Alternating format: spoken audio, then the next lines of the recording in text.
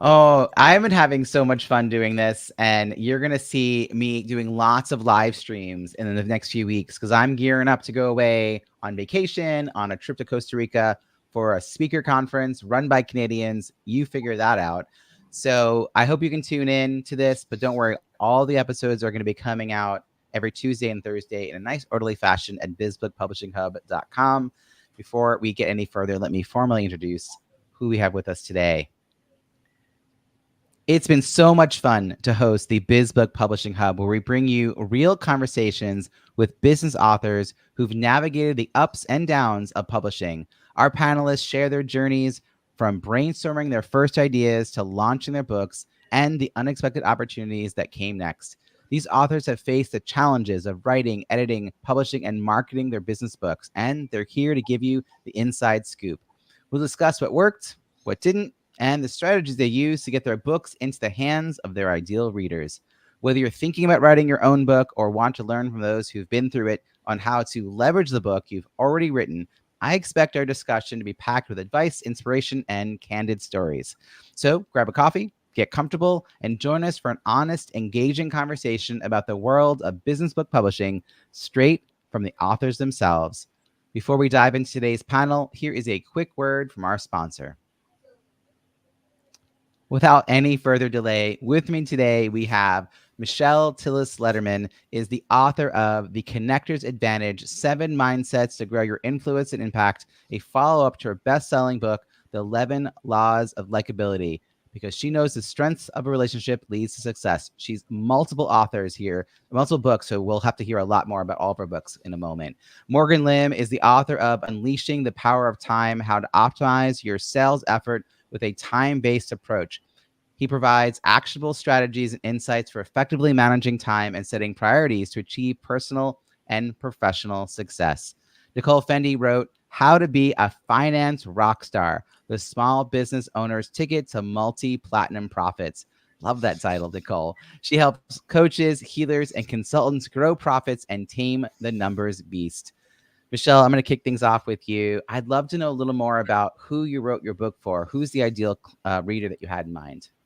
I am the annoying author that all of the bookstores hate because it's one of those evergreen titles that is kind of like universally applicable. But they want to put you on a shelf. And at first they wanted to put me on self-help. I'm like, no. So I ended up on like the management leadership shelf. But my nephew in college is reading the book because it's really for anybody who wants to grow their influence, grow their impact, and values the relationship-based approach. I love it. Do you have a particular audience that you tend to attract for the book? I know it kind of could be for everyone, but is it something that certain industries have been drawn to or certain professions, or has it really been universally appreciated? Yes and yes. So it has been universally appreciated, but I have seen that certain professions like within finance and tech, where we might have a few more introverted personalities, have had a deeper appreciation for it. I also see women's groups. It's been, we've done book clubs in women's groups, which I love. So corporate America. I love that. And I love that you're helping people whose social skills may not be their strongest asset sort of navigate their way in the world, not just in a company, but I'm sure it also shows up in all the ways they show up in the world. So that's awesome. All right, now we're going to go over to Morgan. Morgan, tell us a little bit about the audience that you had in mind for your book. So I'm a salesperson for many, many years. So my book is written primarily to the target audience are revenue teams. So individuals as well as the entire team and the management of the revenue team. But interestingly, what happened is that, because it's really focusing on time and how to best use your time, how to optimize the time that you have, all of a sudden I get a lot of people who are not in the revenue team, but supporting the revenue team, beginning to get beginning to have interest in the book and how can they optimize the time that they have. So I love it. I mean, it's true that you had a particular focus when you were thinking about writing the book, but you noticed that there was a larger audience that needed it once it came out. So I love when there are sort of other opportunities that arise. Nicole, again, rock star that you are, you had a particular, I mean, just the title tells me that you didn't really mean this to be just anybody. Like you Right. had a particular persona, maybe more than Yes. avatar in mind. Tell me a little bit about the persona that you wanted to draw, you know, and attract to you. I like to say, if you would rather face an invading barbarian horde than talk about numbers, this book is for you. So that like people who are creative, they want to have fun, and they look at numbers and they dread it. They dread it. They hate it with the passion of 1,000 suns. And so they're business people, they're creatives, they're freelancers, holistic healers and coaches in particular, people who are mission based, and they need someone who puts it into their language and their terms. Is there a particular community or sub-community that you are the rock star for having brought this to them? Like, is there a space where everyone's like, I dread this, but because I know you and your name gets kind of floated around, it's like the artist community or something? Like, where have you gotten that rock star status? I'd say 2 places. I've spoken a couple times to like national photography associations. So photographers, because they find with Unsplash and everything that they're struggling to earn the income they want to make. And the other one would be holistic healers, because I get the woo. I like the woo. I embrace the woo, and I can help you be woo and make money. I have been known to say I'm not woo woo. I'm maybe a little woo. And I told my wife, you know, I'm too much of a Virgo to really get behind all the woo woo. And she said, you just use horoscopes to tell me that you're not woo enough. I'm like, but I am a Virgo.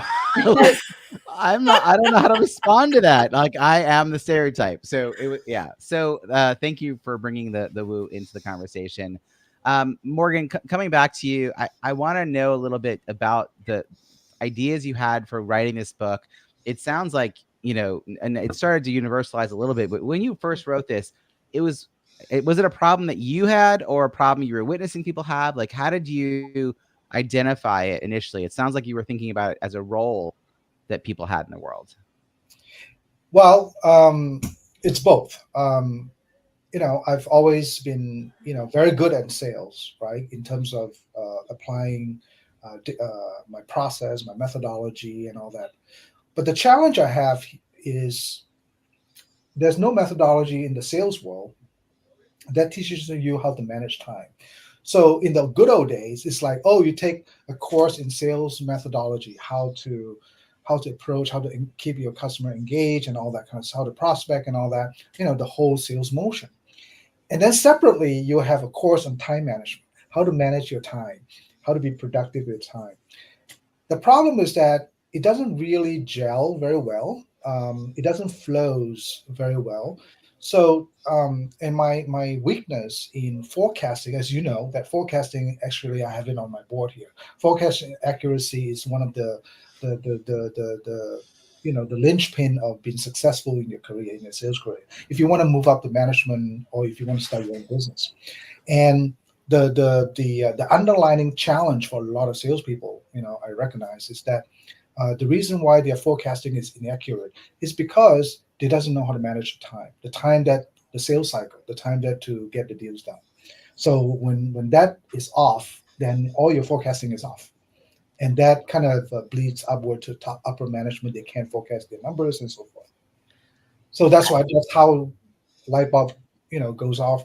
And no one in the sales world have written a book about a methodology that is based on time, even though, you know, our performance is based on time. You know, it's a time-bound performance, you know, to review your performance, how well you do your job. I feel like there are people listening and maybe even people who are on the panel with us who had a little moment of, I resemble that remark, because entrepreneurs who we have on the panel and who are listening are salespeople, whether they recognize it or not, whether they accepted that fact or not. And when we're trying to forecast what the business will look like, you know, next quarter, next year, we have to have time strategies behind those outcomes. And when we don't understand that cycle, and when we don't understand the time and effort that goes into nurturing and bringing people through the pipeline, we could overestimate or underestimate in lots of ways that are kind of why businesses are struggling. People really struggle a lot about that. So even though I think you're probably talking about salespeople and the sort of traditional, like my wife's in sales, that kind of in a company, I feel like now that people are listening to this show, maybe some entrepreneurs out there might want to get a copy and figure out that. So I feel like each of you has like a main thing that you focus on, but I could see how it could be appreciated across the masses. Michelle, you have multiple books. How many books are you up to now? What? 4 and a half. 4. I had a commissioned book, so there's a 5th one out there somewhere, but it was a private book. So yeah, I know. I was doing your intro and I was like, we just didn't list all of them. I wanted to let you know, like, there's more there. Yeah, and I think what's great about this is that we met through the National Speakers Association, and there's a way in which it gets kind of pounded into your head. You got to write a book, right? Like any serious professional speaker has got a website and a book, right? Like, I don't know, maybe no one's actually said that to me in those words or with that tone, but I heard this message. But that's different than writing a book with a plan for how to bring business in. When you were first writing your very first book, before you knew what you know now, what did you know about the book writing process and what you needed to do and how to think of success for the book? And like, what was really important back then? And how has that shifted? I mean, as you keep writing new books, clearly you have found them to work for you. They're not passion projects. They're a lot of work and they're helping people. So it's the stuff you didn't know in the start. And then what do you know now? Yeah. What did I know at the start? The answer is absolutely nothing. I went traditional with my first book. So there's a lot of different ways to publish a book, but 2011, my first book came out, and I think it was 2008 when I got the offer, right? So that's a long time ago. 3 years. It was a 3-year process from an offer from the publisher to finding it on the shelves. I should take that back.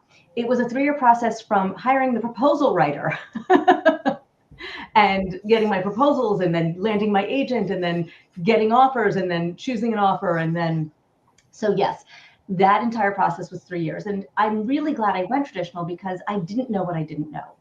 And I liked having an agent to help me understand and decipher the rights. And, when they came back with a book cover that I detested, and I said, I cannot stand next to that book cover. They wanted to put me, as I said, on the self-help book with coral and purple. And I'm like, oh God, no, that's not who I am. I have no credibility there. That agent helped me navigate the conversation with the publisher, because my first response was, hey, I was thinking this. And they're like, we didn't ask you. I was like, oh, okay, so that's what's happening. And so it was really great. Now, roll forward, I wrote a book every 2 years for a little while until the last one that came out in 2019. And I've published traditional, self, hybrid, and sponsored, as well as commissioned. So 5 different ways. So I think there's pros and cons to each of those ways. And as you said, it depends on what you're trying to get out of it. At the beginning, I didn't know. I had a message. I had something I wanted to say. I probably had that little thing in my ear of, you want to be a speaker and you're in this world and, you should have a book and it gives you credibility. And that's all really true. But I didn't know any other metric at that time other than book sales. And there's a whole lot of metrics that we use now. Yeah, I love these different methods that you've done. I think most of us understand traditional. So that's when you're, having an agent, book proposal writer, that all makes sense because there's a lot you have to know to even get into that world. And it's not easy. And it feels like you won the lottery when you're picked. But I think authors overestimate what they're going to get from the packages around the marketing and the launching. Hybrid, where you're going to get some support along the way through the process, but it's more clearly you that's doing the marketing. It's a little more clear that it's you. And then self-publishing, where you're probably going to hire a range of consultants to help you with the editing or the formatting, but you're project managing the whole process and have to keep running into brick walls until you figure it out. And tell us more about sponsored and commissioned, though. Okay, Like, so I just want to make one piece of clarification between the hybrid and the self. It isn't just about the marketing. So a hybrid publisher has all of the knowledge and approach of a traditional publisher so that your product does not look self-published. right. Whereas a self-published book, you can usually tell.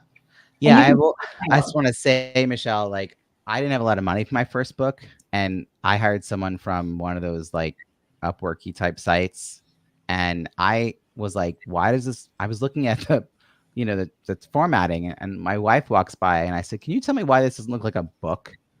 And she walked by, she goes, why is it Arial? And I was like, yes, that's the problem. Like, this is a print book. Like, so that's the problem. Like, if you don't know enough about the process and you self-manage, you now have to learn more. But if you work with a hybrid publisher, they have the team, they have the understanding. But tell me more about commissioned and sponsored. I haven't really heard about these two options. Yeah, I like to think of it as the general contractor is you or the general contractor is them. So a commissioned book was literally a company hired me to write a book using it was a toy. It was these tubies, and they're like, we want to make a training manual and a training book and with people using the toys. So they paid me a flat fee. I wrote a book. They printed it. They distributed it. It was, I don't have it on my wall. I have maybe a few copies in my bookcase, but like that was commissioned. So it doesn't feel like it was really my book. It wasn't my ideas. It wasn't that, birthing the same way that our books are. A sponsored book is really, really interesting. And this is something that I think is attainable depending on what industry you're in. Like, for example, Nicole, with the finance, maybe there is a bank that wants to sponsor it, and how some of the banks have like City Women and and they're doing all these things, or for veterans.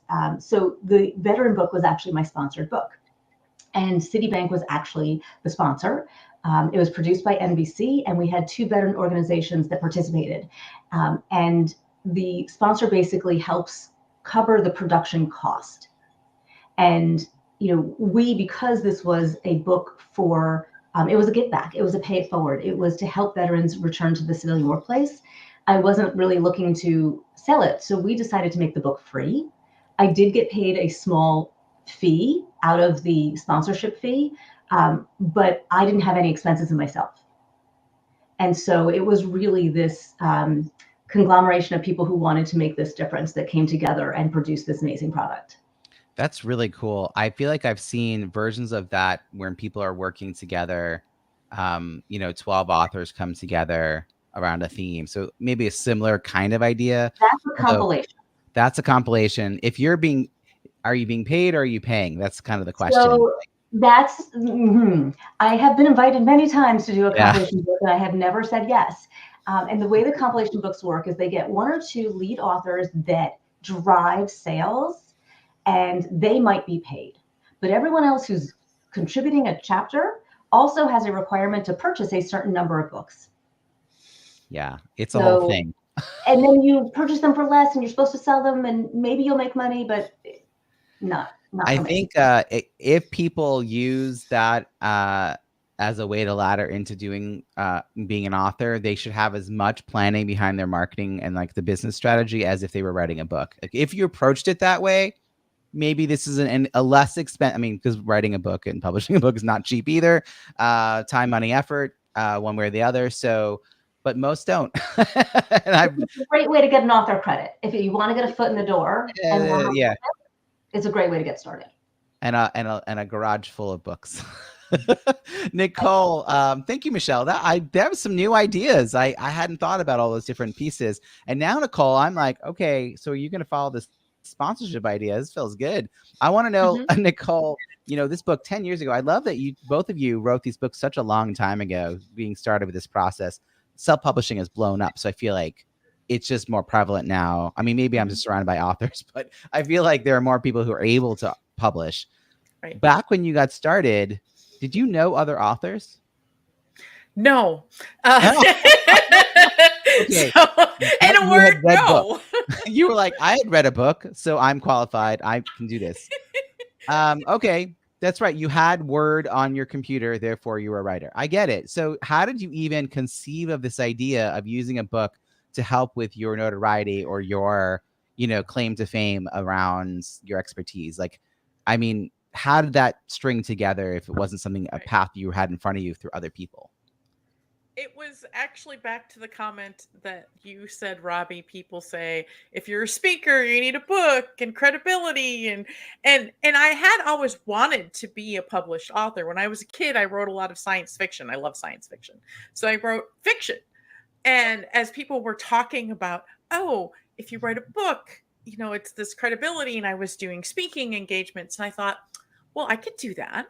And I am a big believer in just fail forward. Just go try it, go do it. And I love operational stuff, which most people don't, I know.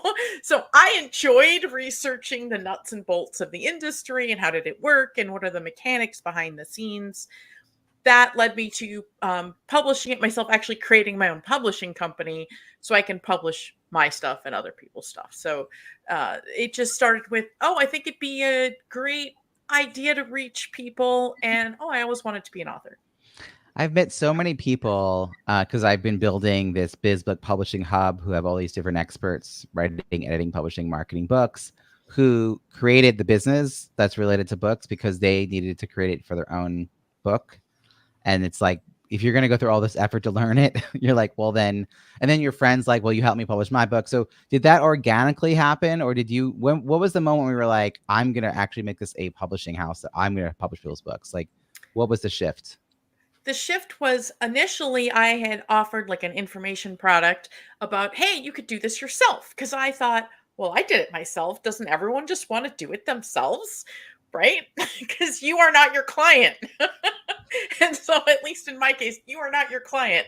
And I had done all this documentation and people would say, that's great.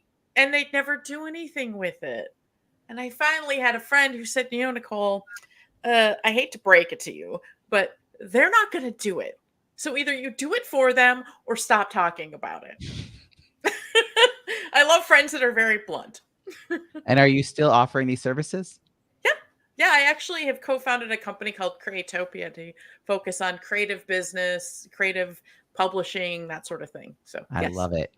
I love because people need to find the right kind of resource to work with because certain people will be attracted to certain people, like energy wise, things you understand, the fact that you woo. I just had someone in the Biz Book Publishing Hub ask me to update her profile to include that she practices yoga and she's got some level of yoga, something.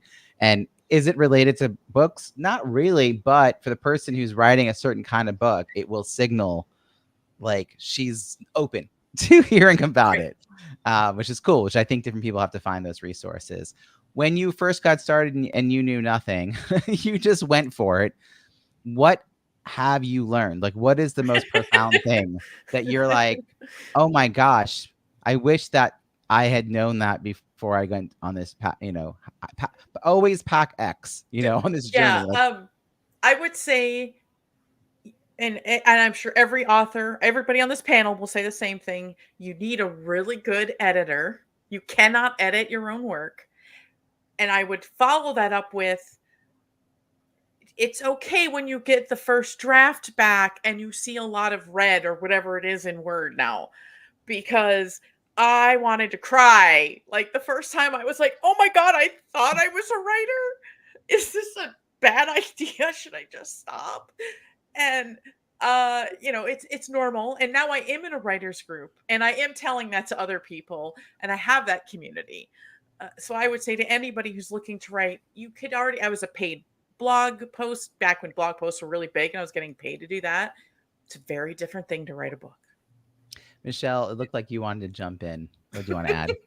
I so felt you, Nicole, when you said like all the red that comes back. I had the reason it took 3 years to get my first book to the shelf is because it took 6 months to get feedback from the editor of the publishing company. And it was 17 pages of what's wrong with your book. And, that was my first reaction, but I so feel you. And I think your point about I'm not just a good editor, but some good friends that will give you, before you even send it to the editor, those little moments of, I know you and that's not you, things like that. So really great point. I think that I've been meeting with people who just feel called to share a message. That kind of language I've been hearing a lot from authors. No business plan, just call. And it's like, hey, if you want to just like publish a few books and give them to friends and family or some clients, like that's fine. Like that's okay. Like, but by the time you get to the point where you're handing the manuscript off to the editor and you're doing all this good work and then it's getting printed, and you probably are realizing it's a good book and you want people to read it. So it is sort of like bring people into that process sooner is what I would add, is like invite your ideal readers to be on that journey with you, whether you're sharing pieces of it along the way or doing work groups or, you know, just discussions about the topic. Because it would really be like hard if you did all this and it's like no audience. So unfortunately, I've been seeing it a lot. I've been trying to meet earlier and earlier with people about their launch. I used to think I wanted to meet with them when they were kind of getting ready for it. And now I'm like, oh, you're thinking about writing a book. Let's schedule a conversation. I mean, they're nowhere near hiring me, but I'd rather them strategically be off on the right foot. And then I can introduce them to the writing coach or the developmental editor. I'm going to now shift the conversation to one of my favorite places to play, reviews. I know, I'm sorry. Everyone else is like groan, but Michelle, you've actually knocked it out of the park multiple times. I'm very impressed because, again, I bring people on here all the time, and I'm going to pull out two of your books in particular. The 11 Laws of Likability has 186 ratings and 102 written reviews. So just so folks know, ratings, people don't even have to buy your book. They can leave 5 stars, 1 star. They don't have to write anything, right? It is what it is, but it doesn't say the same as the effort it takes to get people to write written reviews, and to have more than 100 is incredible. And then I'm going to pull up also, I have the other one. Oh, right here. Here we go. So 142 total ratings and 114 reviews, The Connector's Advantage. And that's the book how you and I met. Multiple people suggested I be interviewed by you. And after the third introduction, you were like, okay, fine. Who's this guy, Robbie? And that's how we met. How did you approach reviews for this? Did you go into this with a big plan? Is it a built launch team? Is it ongoing? Like, what is your philosophy and or practice around this? It was different for each book, to be perfectly honest. Because remember, Likability, that was my first book, and I had a traditional publisher behind me. And so they were sending it out to reviewers. They were like giving me some foundation. I will tell you, I had no strategy at all around the 11 Laws of Likability. The fact that I had that many reviews, I don't think I even knew. It has been truly all organic. That book has gone into, I think it's in 12 or 13 languages. So that has gotten a lot of penetration, and it's been out there a while, and it's a topic that not a lot of people write up. You know, one of the things I want to just note is that you have recent reviews on these books. These are books that have been published a while ago, Michelle. You should be proud of the fact that you're getting reviews in 2024 as of like August, September. Like that's awesome that people are. I think the organic reviews are more likely to happen when you already have a lot of reviews. So really well done. I interrupted you though. What do you Not at all. But I did want to share that I did take a completely different tact with the Connector's Advantage. And I actually had, as you talk about metrics of success, one of my goals was I want to hit 100 reviews. And I told everyone all the time that was my goal. Help me hit my goal of 100 reviews. If anybody ever emails me and says, I loved your book, and I do, I save every single one of those emails that I ever get from a reader who says your book had an impact. And I immediately email them back and I say, thank you so much. And if you have the time, your honest review is greatly appreciated. And I get an absolutely, and they do it. So I ask for it, right? Strategy number 1, ask for it. 2, tell people that this is your goal, because some people give you ideas of how to get there. So, and by the way, I keep that consistently. Even once I hit 100, I'm like, keep sending those reviews in. So that's just a constant strategy of getting those continuous reviews. And part of it is making it really easy. So if people do write you something that's kind of nice, you're taking it and sort of giving the idea back to them. Oh, hey, you could take this thing and it's done. Like, just go put it up there. They've already done the effort of writing it, but they don't always connect the dots. I don't know what the stats are. My friend Bill Soroka was on a panel recently, and he was saying, like, 91% of people check reviews. It's definitely over 80%. There's no way it's not, before they buy something. And then, I would say less than 20. And I think he did say it was less than 20% actually write reviews. And if you went to write reviews consistently, it's definitely low. So there's a lot of stats around that. You're 4 times more likely to buy when referred. I think it's 94% of people trust reviews. That is diminishing because of AI and bots.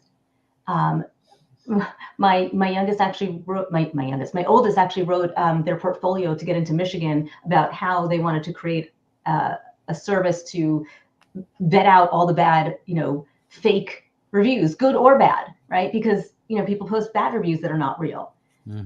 So yes. So the good news about Amazon and the bad news about Amazon, the most likely reason that a review won't get published is that you have to spend $50 in that Amazon account before they'll let you leave a review. And on top of that, they do try to flag through AI and human review to see if it's a legit thing. But I've definitely had authors who've, especially in Europe, I know it seems weird here in the United States, I get packages nearly every day. So clearly I'm keeping the post office in business just for my Amazon purchases. But in other countries, it's probably less prevalent. And sometimes it's part of the problem.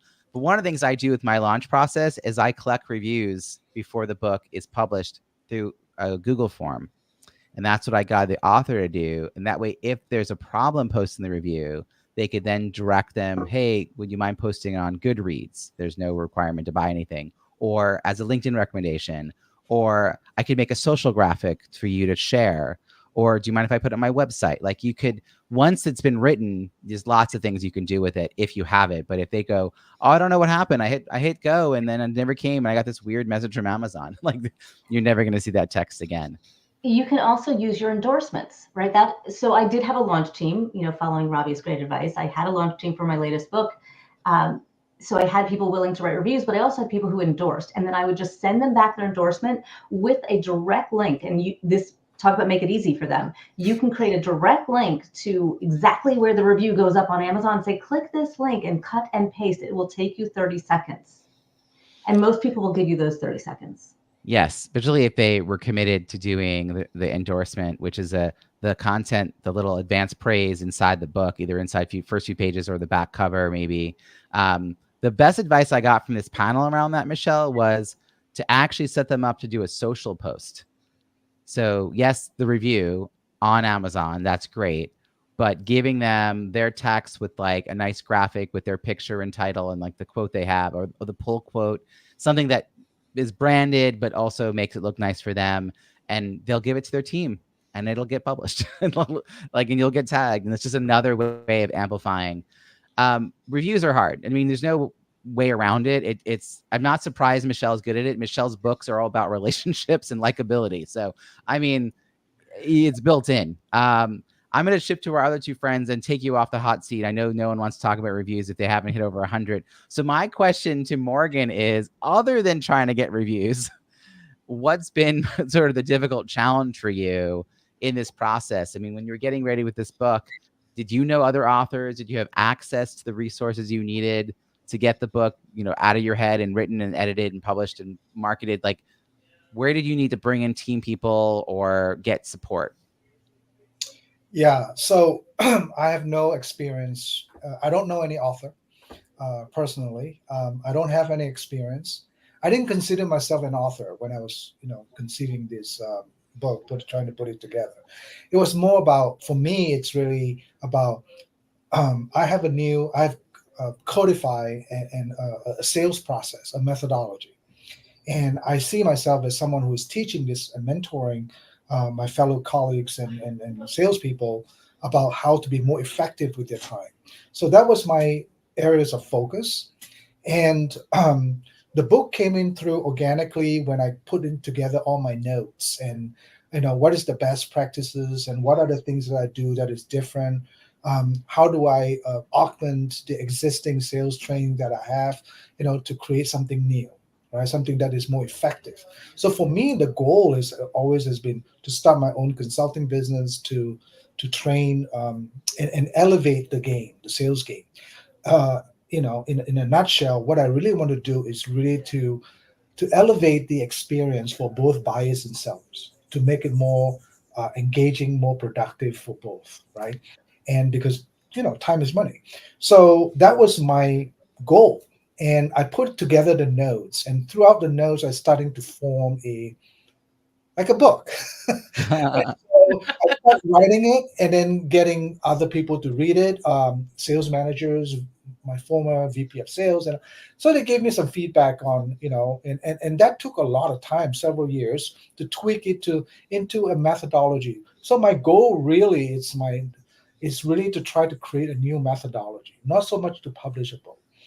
But it kind of come together as I put all these words on paper. It become like a chapter here, a chapter there, organically. Your And book I came out in hire an February. editor, and it turns out that the editor happens to be a really good and very empathetic editor. And I purposely chose her, not also because she's empathetic, but she doesn't know anything about sales. She doesn't know anything. And I say, if I can have her, understand the sales concept and be able to understand this, then I've done my job, to someone who doesn't know anything about sales. That's very interesting, because I have brought in editors who were my ideal readers to add value, but you're saying, like, can you make this as plain as possible, then more people could access it. So different strategies to get to those same results of making a good book. Your book came out in February of 2024. Mhm. I mean, that's not too long ago. You're still at a job and this is still something on the side, or has this become a full-time focus for you? So right after I published my book, I launched my company, and my consulting company, opticsales.com. And I've been getting a lot of, I didn't get a lot of reviews, I didn't get a lot of reviews on Amazon. I should focus more on that, getting people to do it. But I got a lot of good reviews on LinkedIn, not just about my book, but about my sales, my workshop. And so a lot of the sales came through people signing up for my workshop, and then they have to buy the book as part of the process, right? The fees included the book, right? So that's how I grow my business. So the goal has been, getting people to sign, corporate workshop or individual sales training workshop and so forth. Morgan, is there something in particular that happened because you became an author? Was there an opportunity that became available to you that maybe you didn't even realize was going to be possible? I think the exposure is phenomenal on the methodology. So my favorite hero is Bruce Lee. Not because Bruce Lee. I love martial arts, but it's not because of that. It's because he has been an outsider in the martial arts world, and he is someone who is very small in stature, but he has this outsized ambition, right, wanting to be a great martial artist.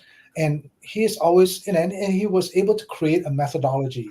He was people call him the grandfather of mixed martial arts. He was doing that back in the 70s, long before anybody who is doing martial arts, mixed martial arts today was even born. So he was way ahead of his time.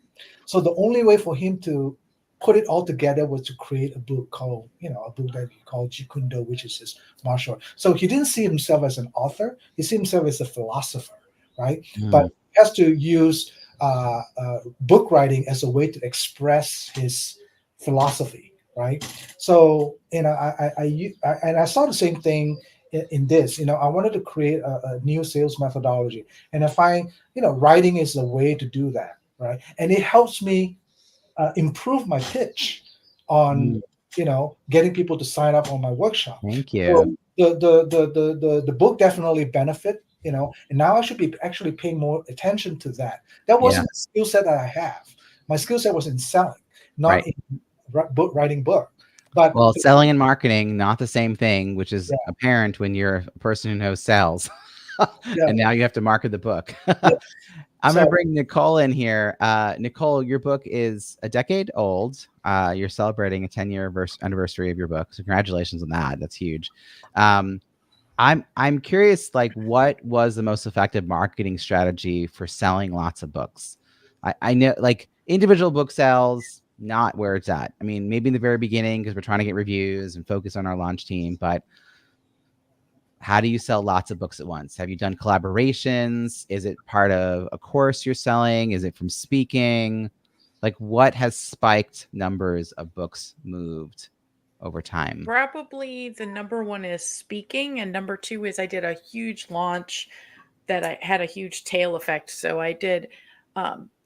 I have mascots and villains in my book. Okay, they're illustrated mascots and villains, and so I have Fluffy the finance feline. I gave him an Elvis hairdo, and I did a promotion where where's Fluffy? You know, how people are saying, "Where's Elvis? I spotted Elvis," right? I don't guess it's not so common anymore, but back in the day, you know, you'd see the National Enquirer, Elvis spotted at wherever. So I kind of took that idea and said, all right, I'm going to get all these other people who support me. This is again back when blog posts were much bigger of a deal. You know, everyone was all about the blogs, and they had a Fluffy sighting on their website. And they could, if they spotted Fluffy, they could come back to my site and enter a drawing. So it was like a contest, and there was all these Fluffy sightings. And then on my launch day, I had a big cutout of Fluffy at my launch event. I mean, say the name of your company again. Creatopia. Exactly. It's hard for probably the like numbers people to be that creative, but clearly it's because you serve the creative people. You're doing both. You're like working both sides of your brain right there. That was very cool. And I also really appreciated, I don't know if anyone caught the pun, but it had a long tail. Yes. Oh. I love being creative, and I used to say I'm creative with numbers, but then people said, like, Oh, that's going bad. to jail. Yeah, no, not that kind of creative. No. So I don't say that anymore. So speaking, I know Michelle would agree with that. You know, being able to sell bulk orders of books with speaking engagements. I met all of you through a Kindle cross promotion event. I know, Nicole, you said that this kind of got you re-engaged with this book. I mean, when you have an older book, it's been on the shelf for a while. It's not, I mean, when it's your baby, you talk about it all the time. And then over time, it's either you decide to have more babies like Michelle did, and then the newest baby is the one you focus on all the time. And they're nice together, but there's always one you want to talk about. But 10 years is a long time. So how did participating in the Kindle cross promotion sort of reawaken your engagement with the book, and how was the book received all these years later? Well, I did look at, when I was looking at our last promotion round, and I looked at my cover and other covers and went, okay, my cover looks dated. And you don't think about that until it's set against other covers, because at the time you make it, like you said, oh, my baby's so pretty. But now, okay, this is the old cover. It looks dated. So I committed last time, and I did do it.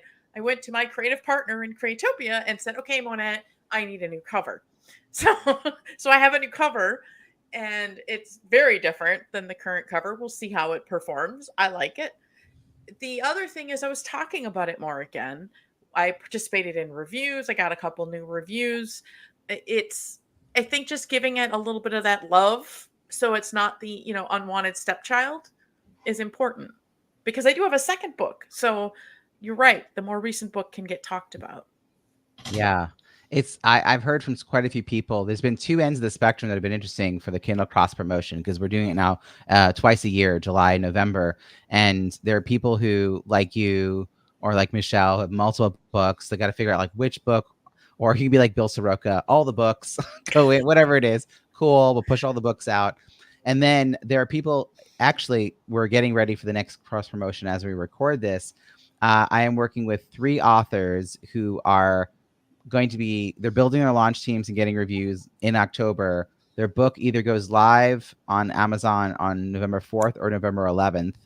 They'll be then getting the reviews during the soft launch leading up to November 27th, which is the day before US Thanksgiving. Black Friday's day after US Thanksgiving. They'll be part of the Kindle cross promotion. But I was like, if you're going to do the cross promotion with a brand new book, you have to have a plan to get 20 reviews before November 27th. Like, you just make the book pop, you know, don't have it be like this book that just looks like, where did it just got published and nothing's happening. So they're building teams. And then we're doing their launch party in January, actually, because the holidays. And so they'll pop back up in January and bring people together and do it into a sales into the next offer that comes after. One's piloting, one's doing referrals for speaking. But I love that there are people who are now getting their book to done in relation to the campaign. So if you're listening, I do this in July and I do this in November. You just got to queue it up. You've got to have a plan for about 2 months in advance to kind of be on board. And then we could help be part of that launch. So that's something Nicole didn't have 10 years ago to help her get the word out. So she had to have a cardboard cutout. I mean, she had to be really extra creative to make it work. Come on, Fluffy's cute. It's so awesome. You know, I just wanted to get a clear understanding of how each of you is tying the book to your business, as far as, like, Michelle, if people are reading your book, any of your books, right, and they're like, oh, this is great. How do they go from this is great to talking to you or getting on your email list or getting some other content from you? Like, and did that change from book 1 to book 4? You know, how does that pathway look like? Is it easy for them to get an email address or a website or an opt-in to a lead magnet or bonus content? What's sort of tucked into the book? So it has changed. In the first book, I had tucked in an assessment that they could take and go to this website, and there's a code within the book and that gives them a discount. But I actually didn't even have a website when I first wrote the book. So, like, I was like, oh my God, I wrote a book and now I have to do all these other things. So it was a big old scramble to get all that together. With the latest book, as you advise, I had the launch team. I had social media for everybody who endorsed and everybody who had written something within the book, because we had so many experts, yourself included. You know, I sent you the little, here's your little icon and send this out. And so it's pretty easy now, because you just go to michelletillislederman.com. You know, if you want to know, you put in the author's name, you're going to find my website. I'm the first result that comes up. And then you can see all the other things that are available. And I do book specials. So I have a BOGO, which is buy one, gift one. And so I usually seasonally and every once in a while, like graduation time, I'll be like, hey, do your BOGO. And, I will autograph and put the bookmark in and personally send it in a cute little envelope, off to people. And so I'll do those little things. But the truth is, it kind of comes the other way around. As Nicole said, like, I'll be asked to speak or to do training, and I will incorporate a book purchase within it. And sometimes I use that to close the deal. And so I'll say, here's the full package that I offer. It's, a VIP reception. It is the book signing. I will work with a sponsor to do a custom bookmark. You will get this many books, additional books you can purchase directly through me, et cetera, et cetera. And so that's where I can sell a couple hundred books at a pop. I'm trying to put my finger on it because I always forget. Oh, here it is. Lois Kramer has a line. I'm working with her on the second edition of her book, Book More Business, Make More Money. Mm-hmm. I joked that she didn't use AI to make that title. Make more money. That's how she did it. Do you think it would make sense? That's the phrase. Do you think it would make sense if everyone would walk away with a copy of my book to reinforce the message? Just so smart. She is so smart. By the way, her official launch day is in about 2 weeks. She's 103 ratings and 99 reviews, which means 103 people did it. And then we're just waiting for the reviews to get on there. And she's got probably another 40 that are going to come in this week because they got collected ahead of time. I mean, she got to work with me and my team. What a stellar launch experience. So really cool. I love when people have those amazing results. It's a combination of great content, great community, and then the follow through. Not surprised at all because she's amazing. So I want to hear this same kind of question from Morgan. when you got started, you were thinking about starting a business with this. So how do people go from the book to working with you? Yeah. So what I did was, now that I have a book, I have a very organized way to pitch, my business, and it also helped me to be very succinct and concise on how I should, pitch my business, and so it happened simultaneously. So when the book was launched, I also work on my website, on my consulting services, my workshop, and so forth, opticsales.com. And so when I launch it, it kind of reinforces each other. So I have a book, it gives you the legitimacy of your methodology. And then the workshop kind of reinforces that you have to buy the book as part of the curriculum that you're taking the workshop. So I have to be honest, I have actually a lot more workshop sales where people are buying my book because they're signing up for workshop. And now I just launched earlier this month. I just launched an individual sales career consulting, coaching, individual sales training, and all that. A lot of people who got laid off, they want to sign up for individual coaching, and that buys the book as well. So that comes with the book as well. Morgan, as we're wrapping up here, how can people find you and follow your work? They can go to opticsales.com, OPPTIC sales.com. That's my website. Or they can go to Morgan Lin in LinkedIn profile to find me. And I actually post a article once a week. Perfect. We'll put all the links in the show notes at bizbookpublishinghub.com. Nicole, how can people find you and follow your work?